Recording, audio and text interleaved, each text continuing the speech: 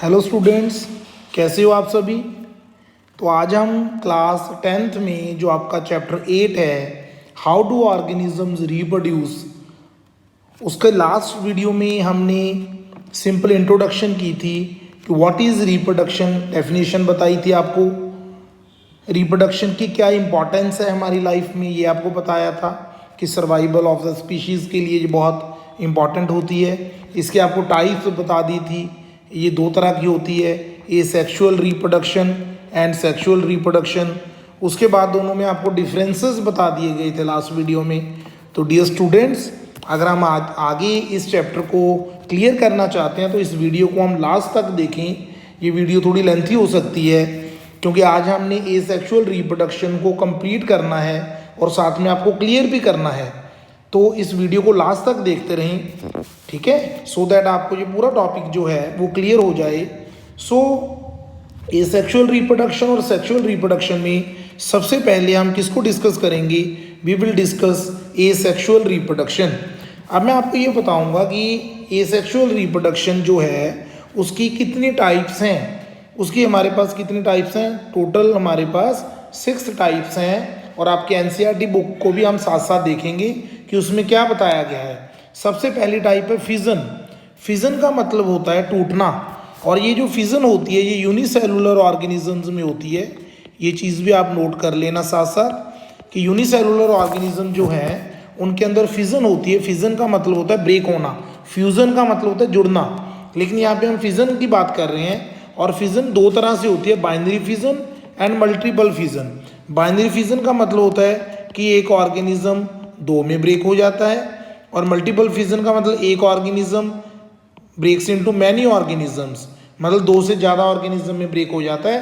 तो इसको हम वन बाय वन डिस्कस करेंगे कि बाइनरी फिजन अमीबा में होती है, ये भी आप यहाँ पे याद रखोगे इन अमीबा। एंड जो मल्टीपल फिजन है दैट इज इन प्लाज्मोडियम, ये प्लाज्मोडियम में होती है। तो मैंने आपको एक एक एग्जांपल भी यहीं पे बता दी। उसके बाद सेकंड आ गया हमारे पास बडिंग।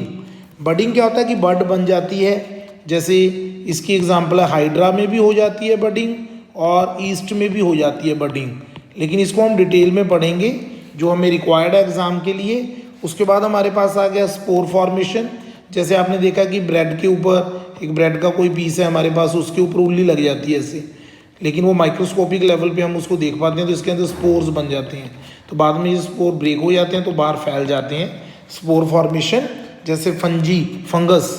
उसके बाद आ गया हमारे पास फ्रेगमेंटेशन। फ्रेगमेंटेशन जैसे आपने देखा होगा कि पानी में हरेवाई लग जाती है ना, अगर पानी काफ़ी दिन खड़ा रहे तो उसके अंदर एक हरेवाई लग जाती है, उसको हम बोलते हैं फ्रेगमेंटेशन। ये स्पायरोगायरा में होती है, स्पायरोगायरा, ठीक है, ये हम पढ़ेंगे स्पायरोगायरा। उसके बाद हम पढ़ेंगे रीजनरेशन। रीजनरेशन आपकी 5th टाइप आ गई। रीजनरेशन में क्या होता है कि अगर एक ऑर्गेनिज्म उसकी बॉडी कहीं से कट हो जाती है तो वो दोबारा रिप्रोड्यूस हो जाती है।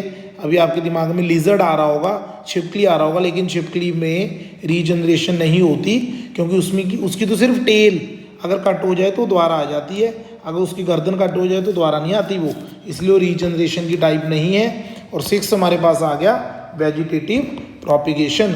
वेजिटेटिव प्रोपिगेशन का मतलब होता है बच्चों कि जो हमारे प्लांट्स हैं इसके अंदर वेजिटेटिव प्रोपिगेशन होती है। इसमें हम रूट्स की हेल्प से, स्टेम की हेल्प से और लीफ की हेल्प से क्या करते हैं, नए प्लांट्स को ग्रो करते हैं। इसको हम बोलते हैं वेजिटेटिव प्रोपिगेशन। तो आपको सभी बच्चों को ये याद हो गया होगा कि एसेक्सुअल रिप्रोडक्शन 6 टाइप्स की होती है। पहली टाइप फिजन, दूसरी टाइप बडिंग, तीसरी type spore formation, 4th type fragmentation, 5th type regeneration and 6th type is vegetative propagation. तो आपको ये क्लियर है। अब हम वन बाय वन इसको हम क्लियर करेंगे, समझेंगे। तो modes of reproduction used by single organism, ये हमारा आज का टॉपिक है, ये आपकी एनसीईआरटी बुक है, इसमें हम ध्यान से इसको समझेंगे। सबसे पहले हमारे पास आ गया फिजन। अब फिजन में क्या है, फिजन बहुत सिंपल है बच्चों। फिजन में हम 2 टाइप की फिजन पढ़ेंगे, binary fission and multiple fission. क्या लिखा फिजन में, for unicellular organisms cell division और fission leads to the creation of new individual. कि जो फिजन होती है इसमें जो एक इंडिविजुअल है वो आगे दो इंडिविजुअल में ब्रेक हो जाता है, अपने जैसे वो दो इंडिविजुअल बना लेता है। Many different patterns of fission have been observed. Many bacteria and protozoa simply split into two equal halves during cell division.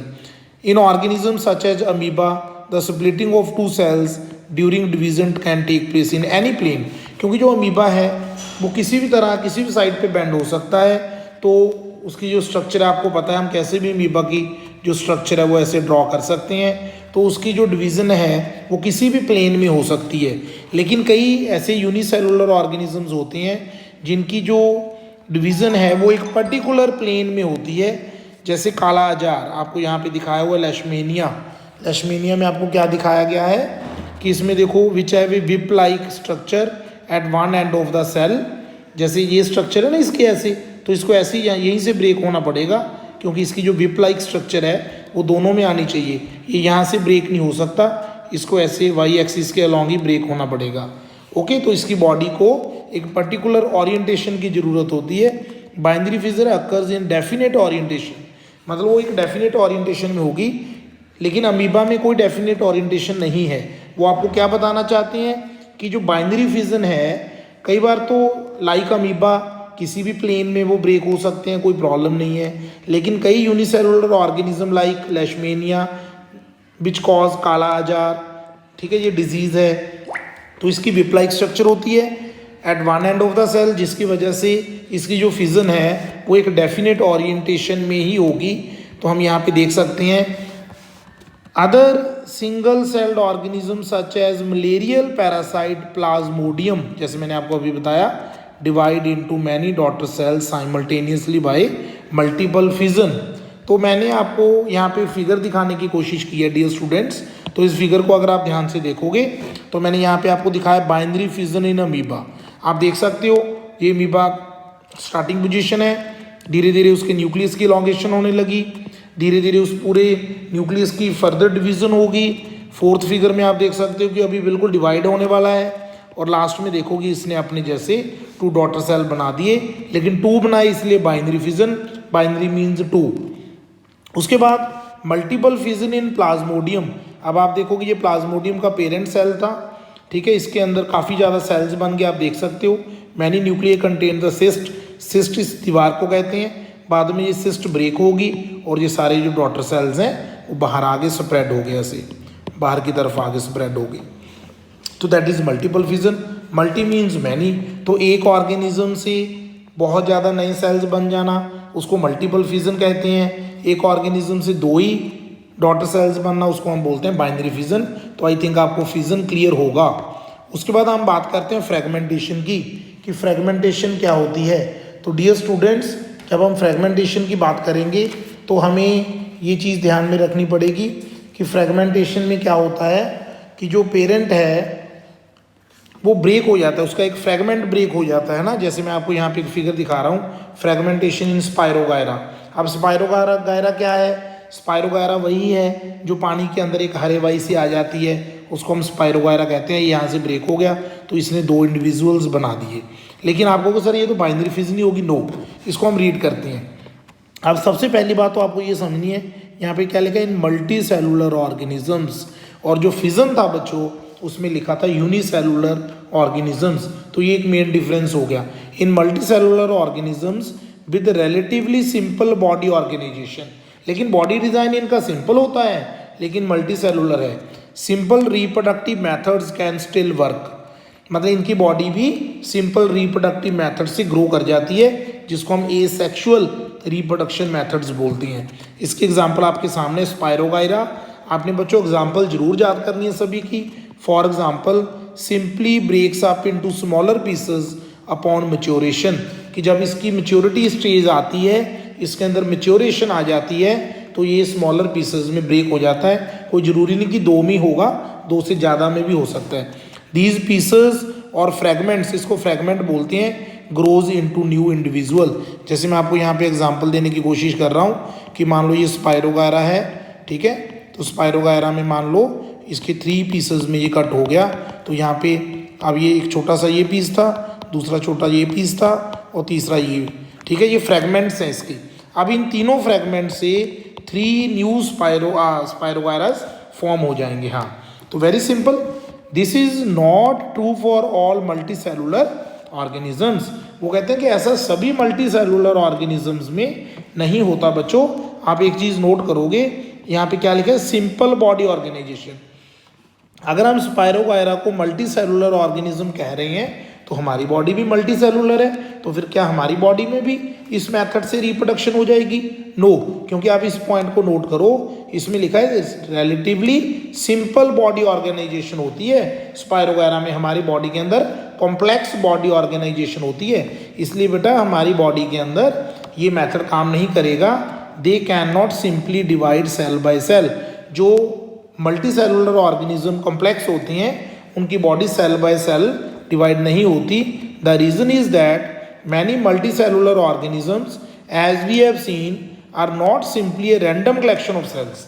जैसे हमारी बॉडी की बात कर रहा हूँ मैं बार बार कि हमारी बॉडी कोई ऐसे नहीं है कि रैंडम कलेक्शन ऑफ सेल्स है। हमारी बॉडी एक सिस्टमेटिक बॉडी है जिसमें सभी सेल्स सिस्टमेटिक मैनर में अरेंज हैं और प्रॉपर फंक्शन करते हैं। Specialized cells are organized at tissues. आपको पता है सेल से मिलकर टिश्यूज बनते हैं, tissues are organized into organs बनते हैं, ऑर्गन्स एक पर्टिकुलर प्लेस पे पड़े होते हैं बॉडी में। In such a carefully organised situation cell by cell division would be impractical. हमारी बॉडी में ऐसा नहीं होता। Multicellular organism therefore need to use more complex ways of reproduction. इसका मतलब यहाँ पे हम सेक्सुअल रिप्रोडक्शन की बात करेंगे, लेकिन वो बाद में पढ़ेंगे हम। पहले हम एसेक्सुअल रिप्रोडक्शन को पढ़ रहे हैं। तो आई थिंक आपको दोनों में डिफरेंस पता चल गया होगा कि इनकी बॉडी भी मल्टी सेलुलर है स्पायरोगायरा की, हमारी बॉडी भी मल्टी सेलुलर है, लेकिन इनकी बॉडी सिंपल है, हमारी बॉडी कॉम्प्लेक्स है। तो क्या लिखा है आगे, a basic strategy used in multicellular organism is that different cell types perform different specialised functions. आपको पता है बेटा ब्लड सेल्स का अलग काम है, नर्व सेल्स का अलग काम है, सभी सेल्स हमारी बॉडी में डिफरेंट काम करते हैं। Following this general pattern reproduction in such organism is also the function of specific cell type. हमारी बॉडी के अंदर स्पेशल तरह के सेल्स होते हैं जो सेक्सुअल रिप्रोडक्शन में पार्टिसिपेट करते हैं। अब मतलब बात तो हम एसेक्सुअल की कर रहे थे, इन्होंने बीच में सेक्सुअल रिप्रोडक्शन डाल दिया, तो इसलिए मैं ज़्यादा सेक्सुअल रिप्रोडक्शन की बात नहीं करना चाहता ताकि आप कंफ्यूज ना हो। इस टॉपिक में बेसिक हमारा जो टॉपिक है दैट इज एसेक्सुअल रिप्रोडक्शन, लेकिन वो हमें थोड़ा सा ये बता रहे हैं कि हमारी बॉडी इनसे क्यों डिफरेंट है, हमारी बॉडी में एसेक्सुअल रिप्रोडक्शन क्यों नहीं होती, क्योंकि हमारी बॉडी कॉम्प्लेक्स मैकेनिज्म से बनी हुई है और हमारी बॉडी के जो फंक्शंस हैं वो डिफरेंट हैं as compared to asexual reproduction जिनके अंदर होती है। तो उसके बाद आ गया बेटा हमारे पास रीजनरेशन। अब रीजनरेशन और कई बच्चों को फ्रेगमेंटेशन में थोड़ा सा कन्फ्यूज़न रहता है। अब रीजनरेशन ऐसी होती है, आप फिगर देख सकते हो, जैसे प्लेनेरिया, ये एक वॉर्म है, प्लेनेरिया वॉर्म। अब इसके अंदर एक स्पेशल रीजनरेटिव सेल्स होते हैं बेटा, रीजनरेटिव सेल्स। अब इस चीज़ को आप नोट कर लेना, स्पेशल रीजनरेटिव सेल्स होते हैं इसकी बॉडी के अंदर।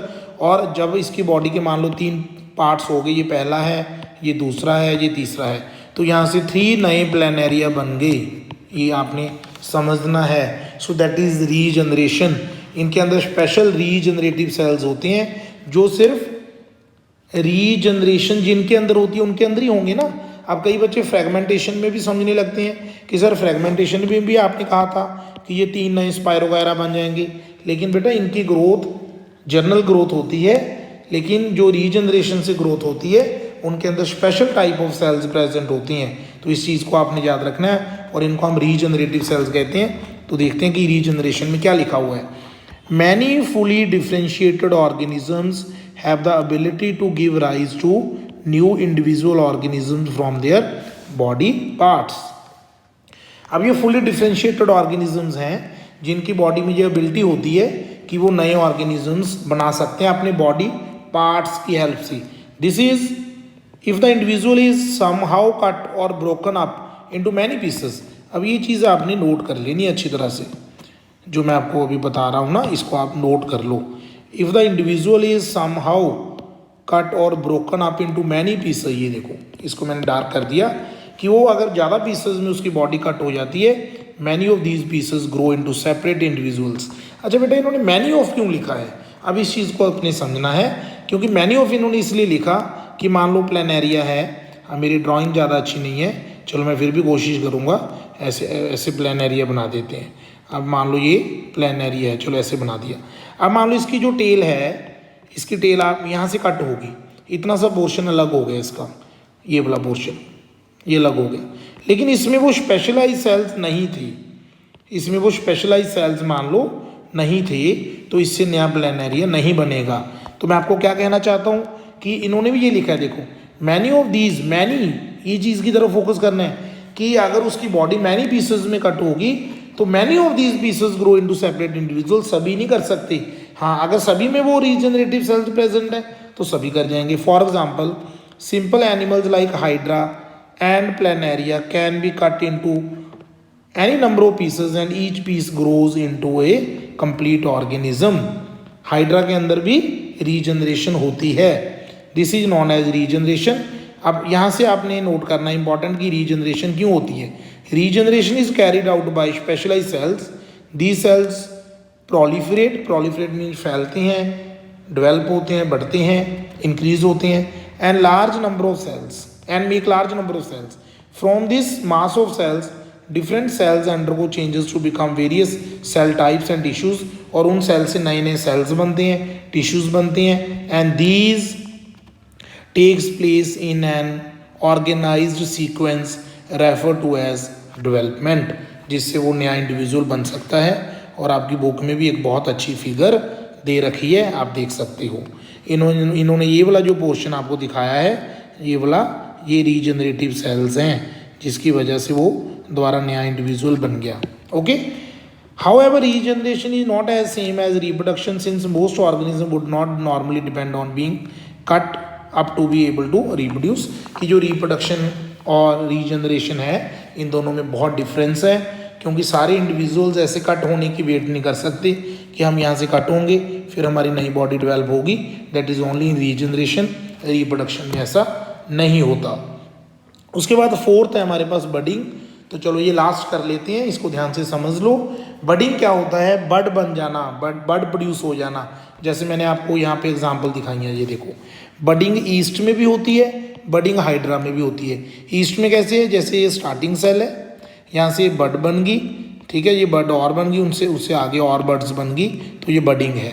हाइड्रा में कैसे होती है? फिगर 1 देखो, यहाँ से एक छोटी सी बड स्टार्ट होगी नीचे से, ये वाली, और फिर ये बड धीरे धीरे डेवलप होगी, ठीक है, और ये थोड़ी सी और बड़ी होगी, और बाद में ये यहाँ से डिटैच होगी, ठीक है। और ये टेंटेकल्स होते हैं हाइड्रा के, आपको पता होगा, ये बात नहीं भी पता चलो आप नोट कर सकते हो। लेकिन ये बडिंग में भी आ गया और ये रीजनरेशन में भी आ जाता है। इसके एग्जाम्पल आप दोनों में लिख सकते हो। तो ये दो एग्जाम्पल्स आ गई, ईस्ट एंड हाइड्रा। तो बडिंग में क्या होता है? यहाँ पे हाइड्रा ये दे भी रखा है, आप देख सकते हो, लेकिन ईस्ट नहीं दिखाया था। Organism such as hydra use reproductive cells for reproduction in the process of budding. इसके अंदर भी रीजनरेटिंग सेल्स होते हैं जो बडिंग में हेल्प करते हैं। In hydra a bud develops as an outgrowth due to repeated cell division. तो वो यहाँ पे बात कर रहे हैं कि यहाँ पे रिपीटेड सेल डिवीजन हुई तो यहाँ से एक बड डेवलप होगी, तो वो बड धीरे धीरे बढ़ती गई, तो एक नया हाइड्रा बन गया। एट वन स्पेसिफिक साइट, एक पर्टिकुलर साइट पे वो डेवलप होगी। These birds develop into tiny individuals and when fully mature detach from the parent body and become new independent individuals। तो नए इंडिविजुअल्स में कन्वर्ट हो जाती है। तो आई थिंक आप सभी बच्चों को ये कंसेप्ट क्लियर हो गया। तो अभी हमारे पास वेजिटेटिव प्रोपिगेशन रह गया हमारा, और हमारे पास स्पोर फॉर्मेशन रह गया, जो हम नेक्स्ट वीडियो में करेंगे। तो बच्चों आप सभी इस वीडियो को ध्यान से समझना, सुनना, और कोई आपको डाउट लगे तो आप मुझे फ़ोन करके पूछ सकते हो, और अपने फ्रेंड्स के साथ इस वीडियो को शेयर ज़रूर कर देना, लाइक ज़रूर कर देना इस वीडियो को। Okay, thank you very much.